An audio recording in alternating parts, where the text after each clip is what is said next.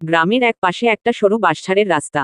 লোকজন বলে, রাতের পর ওই রাস্তা দিয়ে গেলে যদি কেউ তোমার নাম ধরে ডাকে, কখনোই উত্তর দিবি না। রাত 11টা। হাসান বন্ধুর বাসা থেকে ফিরছিল। শর্টকাট ধরতেই হয়। সেই বাঁশঝাড়ের রাস্তা, চারপাশে অন্ধকার, বাঁশের ডগাগুলো বাতাসে কাঁপছে। খস খস খস। হঠাৎ একটা কণ্ঠ ভেসে এলো। হাসান। সে থেমে গেল। চারপাশে তাকালো। কেউ নেই। সে নিজেকে বোঝালো, ভ্রম। আবার হাঁটা শুরু করলো। কিছুক্ষণ পর আবার সেই কণ্ঠ। হাসান, দাঁড়া। এবার কণ্ঠটা তার ছোট ভাইয়ের মতো।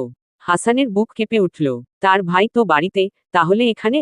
সে ধীরে ধীরে বলল, কে? এক মুহূর্তে সব শব্দ থেমে গেল। বাতাসও বন্ধ। তারপর একটা খুব কাছের কণ্ঠ। তুই উত্তর দিলি। হঠাৎ তার পায়ের নিচে মাটি যেন নরম হয়ে যায়। সে নড়তে পারে না। বাঁশঝাড়ের ভেতর থেকে ধীরে ধীরে কয়েকটা ছায়া বের হয়ে আসে। সবাই মাথা নিচু। তারা একসাথে বলে, এখন তুই আমাদের। হাসান চিৎকার করতে যায়, কিন্তু গলা বন্ধ। পরদিন সকালে রাস্তার পাশে হাসানের স্যান্ডেল পাওয়া যায়। আর সেই বাঁশঝাড়ের ভেতর থেকে মাঝে মাঝে একটা কণ্ঠ শোনা যায়, এই যে, তোমার নাম ধরে ডাকছি।